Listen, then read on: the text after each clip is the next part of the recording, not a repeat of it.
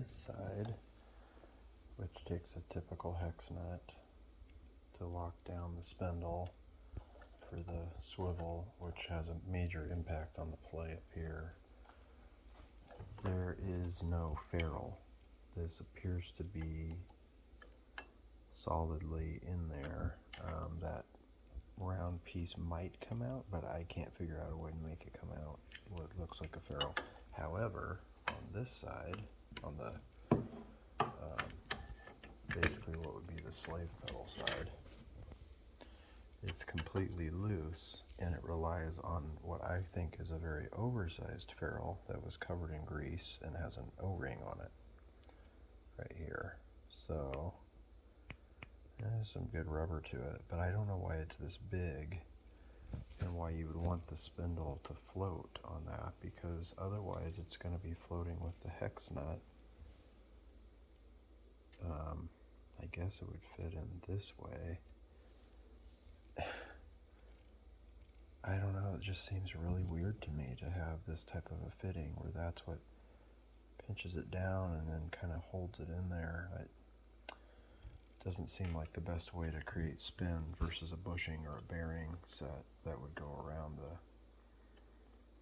the spindle there. So very strange to me. I'm happy I got it out so I can at least see, and it has a seat. I can see that it has a seat so it won't go past that lip on the inside when you push it back into place. But when you tighten these adjustments here on the hex heads, like this one, it's fully installed with just the basic pedal board screws. That one's obviously taken out. That's what those look like, by the way. It makes a big difference with the rebound of the pedal play when you push it down, and it has its rebound and pedal compression and on the spring. This has a major impact on how much free play that has as it kind of comes to a stop. Yeah, it's a very odd setup. I looked at TAMA's parts list for this, the 910 from 2010 and 2014, I think. They both kind of match this setup, which they don't make anymore. And I was busting this out to see if it would fit. And honestly, if you could carve that down, it would be a pretty good fit as a ferrule, but way too big. There is no mention whatsoever of this part. There's no mention whatsoever of the actual spindle right here that obviously goes from side to side. I cannot figure out a way to get it out. I don't know why, but I can't push it through even when that screw is removed right there.